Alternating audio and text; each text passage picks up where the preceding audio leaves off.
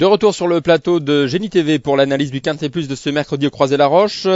On poursuit avec le numéro 10, Kangani, un cheval qui semble trouver une tâche très dure. Oui, je crois qu'on va pas s'attarder sur son cas. C'est dans les réclamés qu'il risque de se distinguer prochainement, mais pas dans les quintets. On l'oublie, Hubert. Oui, sur ce qu'il vient de montrer, ça paraît une tâche insurmontable. Allez, on oublie le numéro 10, Kangani, on enchaîne avec le numéro 11, Seppi, associé à Dominique Lecneux.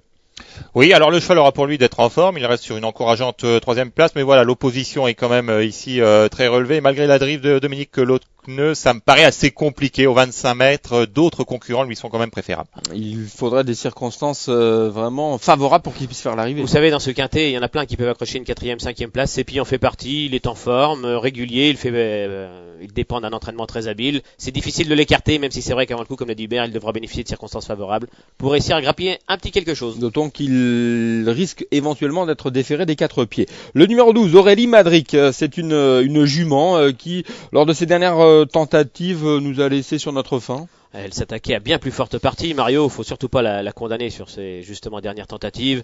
Cette fois-ci, elle redescend nettement de catégorie, mais voilà, le problème c'est que son entraîneur la présente dans ce quintet, principalement pour lui redonner un petit peu de morale, pour lui faire découvrir une tâche beaucoup plus facile. Julien Foin va driver sagement, direction la corde. Faudrait vraiment que tout s'ouvre pour qu'elle puisse venir accrocher une 5e place. Avant le coup, l'impasse est tentante, même si c'est une des juments de classe du lot. Et pourtant, alors Christophe nous dit qu'on tente de lui redonner du moral, on la descend de catégorie et il dit qu'elle va longer les murs. Oui, mais apparemment, bon, on va être gentil avec, quoi, si on en croit les propos de Christophe. Intrinsèquement, elle a une première chance dans un lot comme ça. La dernière fois à Laval, ça s'est pas très bien passé. Cette sortie comporte des excuses. Je l'ai inclus en toute fin de sélection. C'est noté, on poursuit cette analyse avec le numéro 13, c'est Oregon Fromentron qui alterne les tentatives sous la selle et à l'attelage. Pour son retour à l'attelage, une 5e place est à sa portée ou non? Oui, tout à fait, c'est un concurrent qui est plus connu sous la selle, mais lors de ses 2 dernières tentatives, il a montré qu'il n'était pas dénué de moyens à l'attelage. C'est un concurrent qui va se présenter au top de sa condition physique et à la faveur d'un bon parcours, pourquoi pas pour une 4e ou une 5e place. C'est l'une des nombreuses possibilités car ce quintet est ouvert pour les accessites. On l'aura bien compris et il est associé à Bernard Piton. Il faut justement aller écouter les propos de Bernard Piton qui est chaud.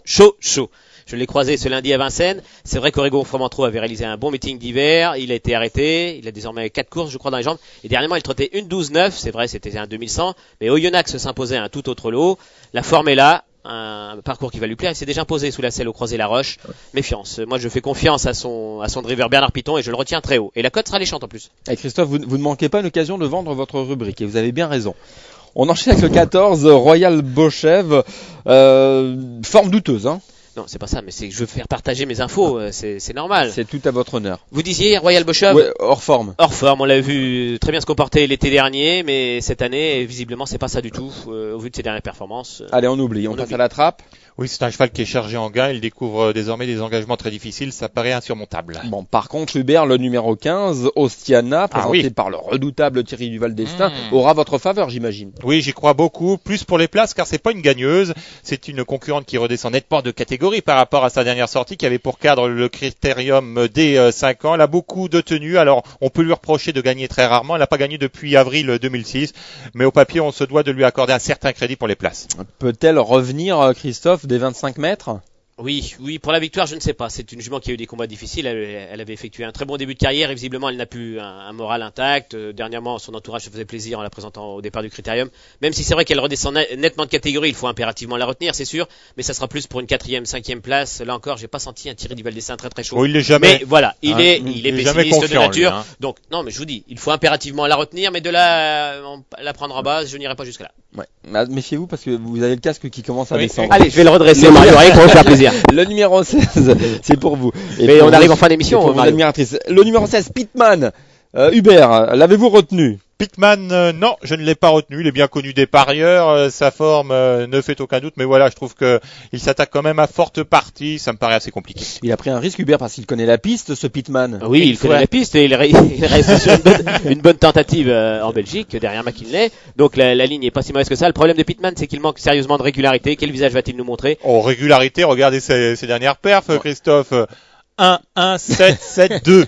Et 7-7, On a vu ça vous pire. intéresse?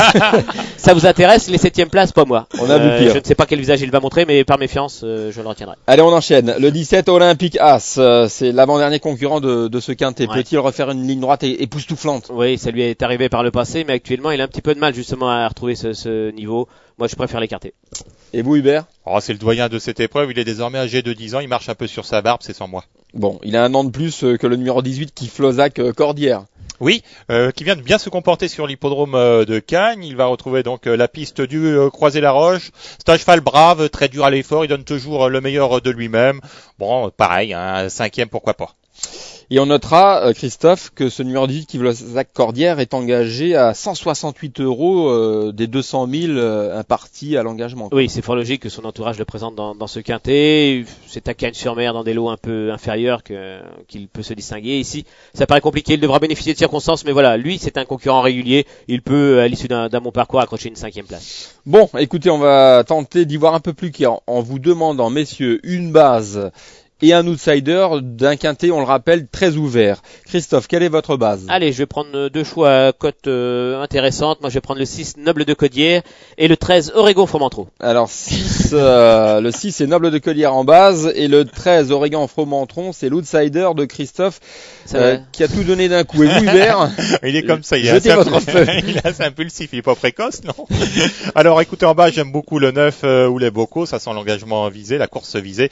Et en outsider, le 15 Ostiana, pourquoi pas pour une place. C'est noté, merci messieurs et bon courage pour ce quintet. Le prochain rendez-vous c'est mercredi sur Génie TV pour l'analyse du quintet plus qui se disputera jeudi sur l'hippodrome de Vincennes. Il s'agit du prix Bernard Lecallec. Encore des trotteurs. Encore des trotteurs. 2100 mètres à Ça lasse couvrir. pas. 2100 mètres à couvrir ce jeudi à Vincennes. C'est une course européenne. En attendant, merci de votre attention et quintez-vous bien. À bientôt. Salut. Ciao.